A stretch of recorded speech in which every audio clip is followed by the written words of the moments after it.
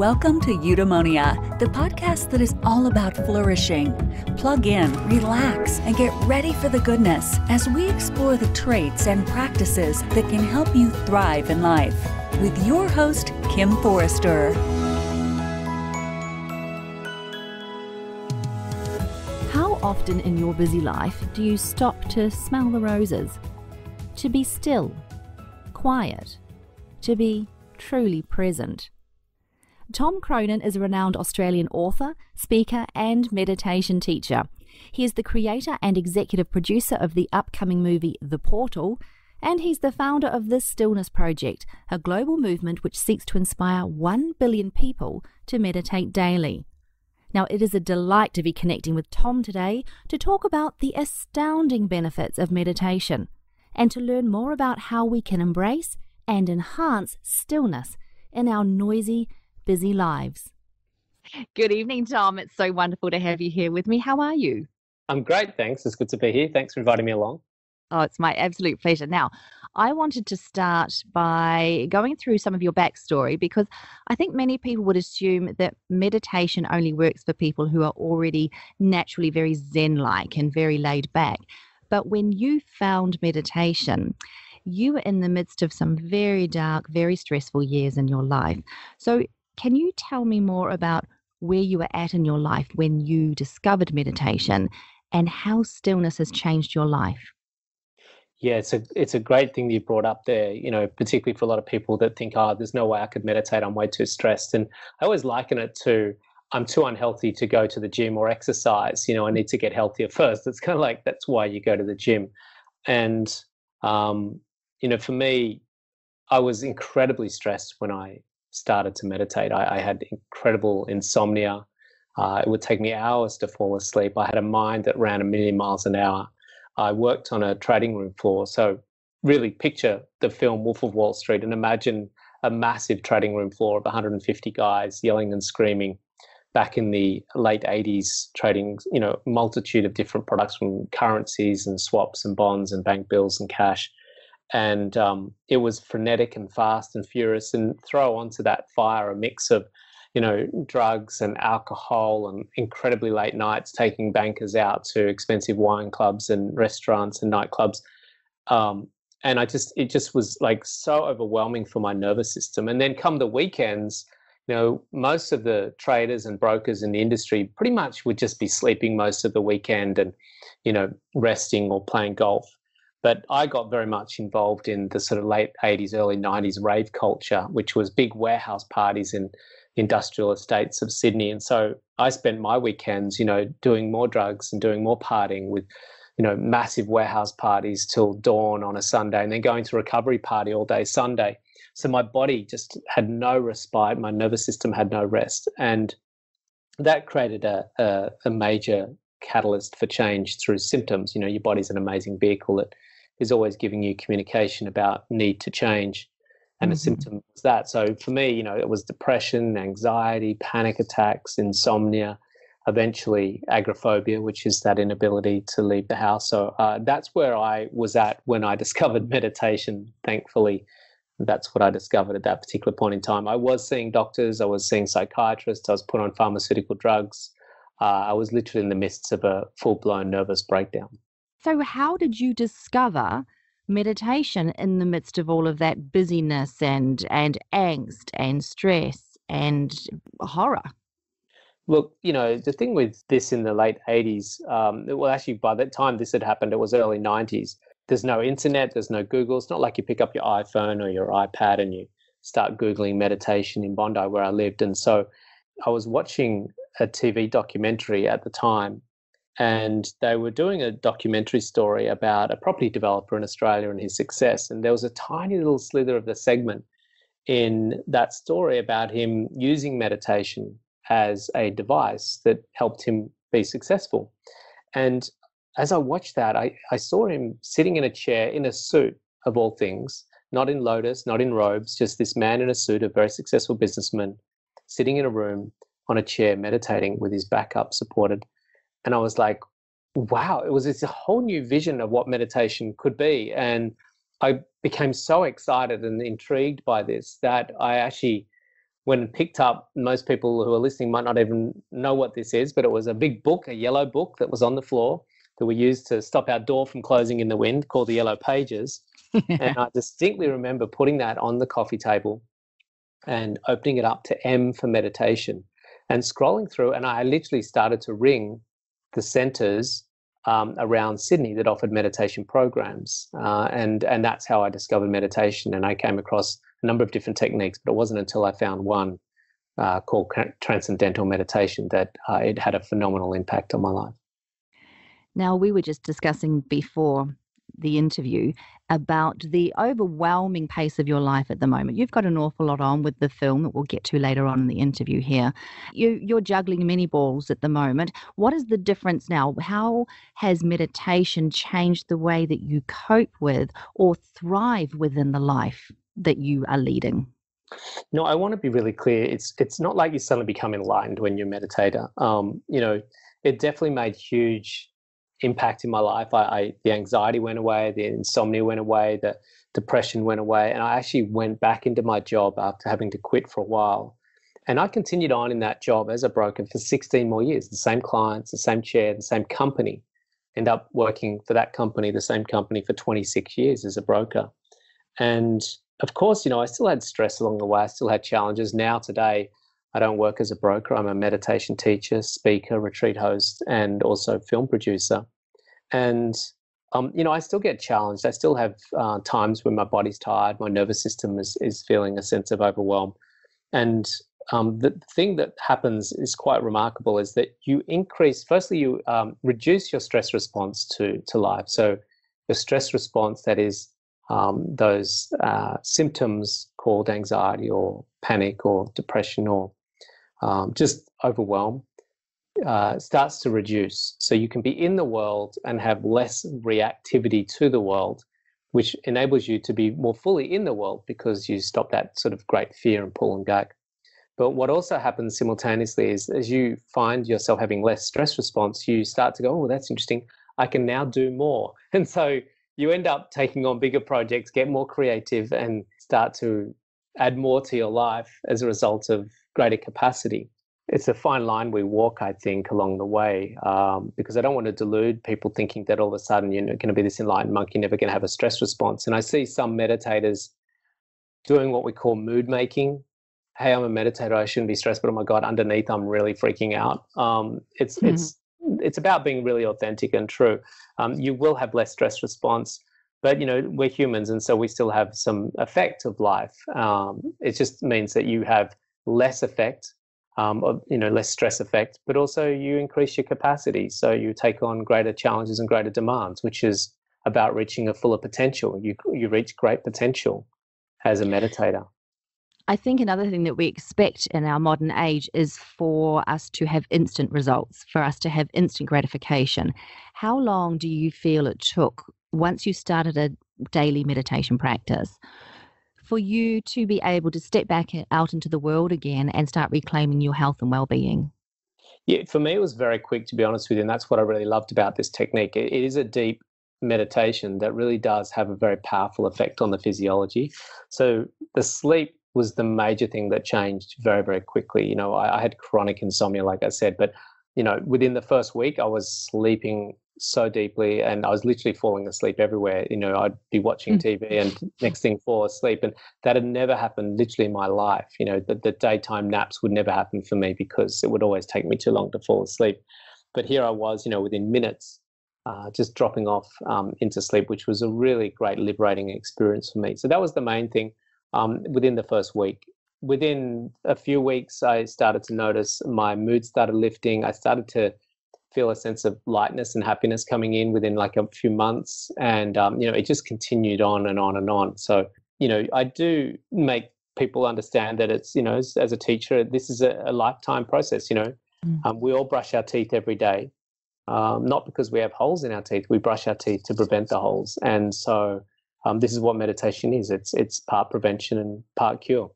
It's interesting you talk about sleeping there, because when you talk about finding stillness in your life, you specifically mean meditation. But how is meditation different from being still in other ways? For instance, sitting in front of the TV or reading a book, or sleeping? Well, I think the best thing to do is to really understand the meaning of stillness. And stillness means the absence of motion. And what we're talking about here is mental and physiological absence of motion. I can be sitting on the sofa and have physiological absence of motion, but I can have a mind that's running 1,000,000 miles an hour. Now, if that mind is running 1,000,000 miles an hour, every single thought has a corresponding biochemical reaction in the body. So we can have huge levels of cortisol and adrenaline, norepinephrine pumping through our veins whilst we have absence of motion physiologically.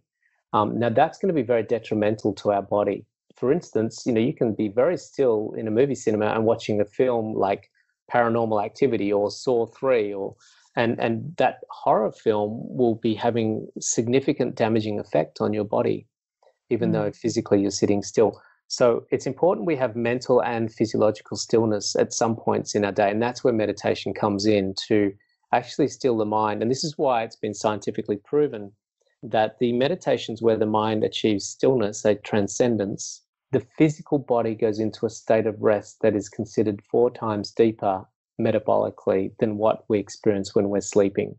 It's a phenomenally, profoundly deep state of physiological rest. And that's why my body started to heal quite quickly, because of that level of rest that I was getting through the mind. There have been some amazing scientific studies that have come out over the last couple of decades about meditation. Obviously, being able to reduce stress and heal from anxiety and depression are some of the symptoms of a daily meditation practice. There's also an increase of compassion and social connection, I believe. Yeah, absolutely. And it's all connected in. When we're in a state of fight-flight, we have a response in the physiology and in the biochemistry of the body where we're producing high levels of cortisol, adrenaline, norepinephrine, and that's the body interpreting their situation or their current life to be deemed fairly dangerous and precarious. And the body's preparing to get out of this dangerous situation. We can't simultaneously be in fight-flight, that is sympathetic nervous system state, and parasympathetic nervous system state, which is the rest and digest state. Now, it's been proven during the meditation experience that we reduce the cortisol, adrenaline, norepinephrine, and we start to increase oxytocin, serotonin, and melatonin. And so what happens is a biochemistry shift in the body where we start to produce those biochemicals that produce that sensation of lovingness, produce that sensation of happiness. We need to get out of the fight-flight. We need to get out of sympathetic nervous system state if we want to start feeling experiences of compassion and kindness, tenderness and lovingness. We can't invoke those sensations of lovingness, compassion, empathy, kindness, whilst simultaneously being in fight-flight. And so the number one priority, if we want to have a kinder, more loving planet, we need to actually reduce the stress symptoms, and that needs to be our number one priority right now. So what's your advice to people who would say that meditation's just too hard for them? Find a good teacher. There's so many different types of meditation and there's so many different teachers of meditation. Shop around, tire kick, test one that eventually works for you. Now, I'm not going to say which one is the best one. I'm not going to say which is the right one. I don't think there is such a thing. I think there's one that you resonate with, but ultimately I see it time and time again, having taught this for so long and having so many students, that it really is much more impacting when you are taught by a professional. If you want your teeth done, if you want your plumbing done, if you want your electrics done in your house, we see professionals, these people that are qualified. Now, we're dealing with the mind, we're dealing with your body, we're dealing with some of the most important assets that you've got. I highly recommend seeking out someone that's qualified in this space to guide and support you through the process. Because if you start to learn to meditate, what you're actually doing is you're activating change in your life. Now, some of that change can be not what you expected. For instance, some of your friendships might change. Your interest in work might change. Your interest in food might change. But things will change when you start to meditate. That's the whole point of meditating, is that you want to inspire and invoke some change in your life. And some of that change, you're going to need some support and guidance with, because it's going to be a bit confusing. Is it possible to do meditation wrong? Absolutely, yeah. And I can give people instruction on how to meditate using the particular style and technique that I've been trained to teach in. And, I've had students go, you know what, that mantra you gave me, I didn't like it, so I'm using this one, and I'm doing it with music, and I'm doing it this way, and I've decided to do it with my eyes open. I'm like, sure, that's fine. You can do whatever you want with the technique. You can adapt it. There's no problems. I don't have any issues if you change it, but I can absolutely assure you, you're not going to get optimal experience from that meditation. You're going to lose the capacity for that meditation to work effectively. And one final piece of advice for people who are perhaps starting into a daily meditation practice. You're a father and a very busy man. How do you go about finding a quiet or an alone space in your busy family life? Yeah, it's a really good point. And one of the greatest challenges that I see with our students is just, this constant issue with, oh my gosh, I just don't have enough time, which is not true, because we all have got 24 hours, which we've always had through the history of humankind. And that's just a given, that there's always that period of time to choose to do whatever we want to do with the same 24 hours. What we've just done is changed our preferences or changed our priorities. It used to be a greater preference to spend a good 8 hours lying down horizontal. It used to be a priority to have two breaks in a day called morning tea and afternoon tea. It used to be a priority to actually put a full 1 hour aside for lunch. It's just that our priorities and preferences have changed. We just want to fill in our gaps in our day with doing and with activity. We've become outcome-oriented, obsessive, narcissistic, almost psychopaths at the moment. And we've lost that ability to pause and think about what is it that we're actually here to do. And that is to be joyful, be loving, be kind, be gentle, and be fulfilled. We're just searching in places that it doesn't exist, and that's leading to a very discontented society. So I came up with a method called my 72-20 method, because I was faced with the same dilemma. How am I going to get this into my day? I'm a dad with two wonderful children. I'm a husband. I run multiple businesses. How am I going to fit this into my day? Because my day is quite full with lots of activity. And I worked out that every activity is motivated in the quest to be fulfilled. It's why we go into every action. Every action is incentivized to get fulfillment, whether it's cleaning the bathroom floor, doing your grocery shopping, turning up to work, going to the movies, making love. It all provides some way, some outcome of fulfillment. But there I was suffering with depression and anxiety and insomnia, and I was deeply unfulfilled. So I knew I had to change my day, my preferences with my day. And I worked out that every day has 24 hours. And in those 24 hours, there's 3 blocks of 20 minutes. That gives me 72 20-minute segments of day to fulfill myself. And I decided that after doing the research and listening to this wonderful teacher expound the wonderful benefits of meditation, I decided that I needed to find 2 blocks of 20 minutes in my day.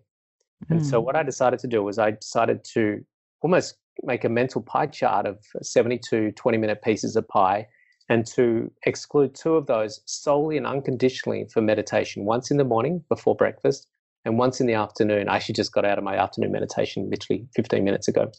And around sort of 5 o'clock, or when I was a broker, it was at the end of the day, so 5:30, I would then go and find a church or a conference room or a boardroom or my parked car in the garage or on the train, or either at home. Today it was at home on the sofa. And I would sit for 20 minutes and I would close my eyes and meditate. And what I found was that I still had 70 20-minute segments in my day to do all the other things that I was going to do. It just so happened that those other 70 20-minute segments that were designed in the quest to be fulfilled became superfluous, because I was already fulfilled through the meditation, or finding greater levels of fulfillment through the meditation.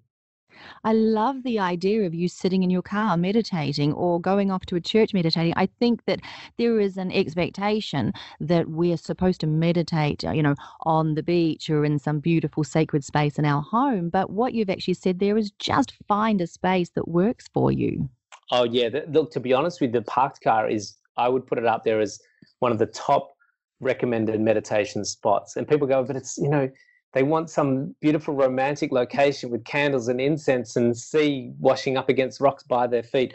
To be honest with you, the beach is probably one of my lowest ranking places to meditate, because anywhere where there's a lot of sensory stimulation, it becomes redundant. The whole point of meditation is to withdraw from the senses and to go within and explore the inner world. But, our obsession with the outer world, it just is that the ocean's going to do more of that, which is, sure, it's nice and it's pretty and it looks good on Instagram, but there's wind and there's sun and there's flies and there's people running past and there's the ocean, and it's not actually that great a place to meditate. A parked car is an enclosed, quiet, comfortable seat that enables you to really surrender your preferences to the outer world and explore the inner world. But it also opens up a realm of possibilities in terms of finding the time within your day to meditate, because we're talking about mums perhaps who can go to the school pickup 20 minutes earlier and sit in the car and meditate, or mums and dads who are coming home from a busy day at work, sit and park in the garage before you even go inside to say hello to the family and spend that 20 minutes meditating. I love that whole idea, Tom. Yeah, it became a big part of our life. My wife and I, when the kids were younger, the babysitter would arrive, we'd be going out to the movies or dinner or something. And, as soon as the babysitter arrives, you spend a while getting ready and feeding the kids. And then you want to talk them through the remote controls and this and that. And the kids need to go to bed. There's no way you're going to get time to meditate. You're in a bit of a fizz. And then we would generally leave 20 minutes early. We'd pull over in a little side street and just meditate before we walk into the cinema. And if it's 10 minutes, 15, 20 minutes, if you're lucky. And then, we've cleansed ourselves of the day, cleansed ourselves of the stresses, and the night is ours to enjoy. And it's just a great technique to reset your system. And I think one of the other general assumptions about meditation is that we're going to feel amazing every single time we've just spent 20 minutes of stillness. But you have written in the past that sometimes that's not necessarily the case. And sometimes you can come out of a meditation feeling just a little bit angry or a little bit disappointed about being back in the world again. What advice do you have for people if they're having that kind of experience at times when they're meditating? Yeah, the thing with meditation, this is why it's really important we have a teacher or some support mechanism for the meditation experience. Because when the body goes into profoundly deep states of rest, which is what happens in meditation, is the body starts to reorganize itself. It starts to throw off stresses. It starts to remove these anomalies that have accumulated through life experiences. Things like fatigue, number one, anger, fear. For me, I had waves of fear would come up during my meditation. And some students can actually have a mild experience of anxiety. I don't want to turn people off, because the beauty is that's just a stress that's eradicating, that's removing itself from the body. Your inherent nature is joy, love, and lightness. These are not emotions. Anger is an emotion. Fear is an emotion. Sadness is an emotion. These are emotions that are, or energies that can get clogged up and stuck in the body. And so what happens in meditation is there's this sort of purifying process. And sometimes the eradication of that energy can give us a mild sensation as it leaves the body. And so what we recommend there is just to sit and allow that dust to settle. Just sit for a good 2 to 5 minutes and allow that energy sort of settle down a little bit. If you've got that opportunity to just lie down and just do some deep breathing. And what you'll find is that things will normalize. But what you've done there is you've actually removed and eradicated some of that stress that was clogging up in your body, so that you can start to feel over time more and more of that true essence of who you are. That's a wonderful way to look at it, as a celebration perhaps of that you've released something that no longer serves you. Mm-hmm. Tom, you are the creator of an exquisite film that's about to be released later this year called The Portal. And it's about how meditation can help us flourish, not just as individuals, but as an entire planet. What prompted you to make this film, and what's the message that you'd most love people to take away from it?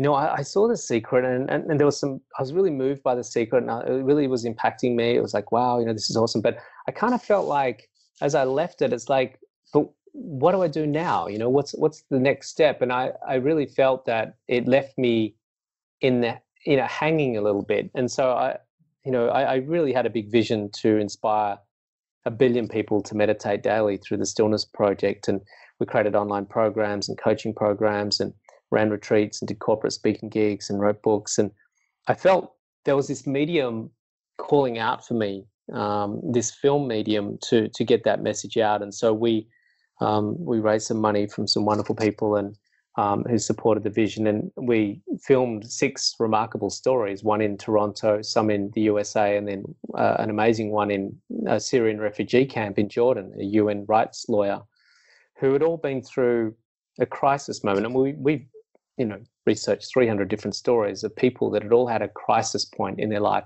and managed to move through that crisis point using stillness or meditation to transcend the limitations and to access a field of creativity that helped them break free of the shackles of deep conditioning and programming that got them into that crisis moment and to move on the other side of that. So the portal kind of represents 2 things. One is the portal of transcending the boundaries of thought and form, our physical form, and experiencing the unboundedness of who we are behind our thoughts and our ego.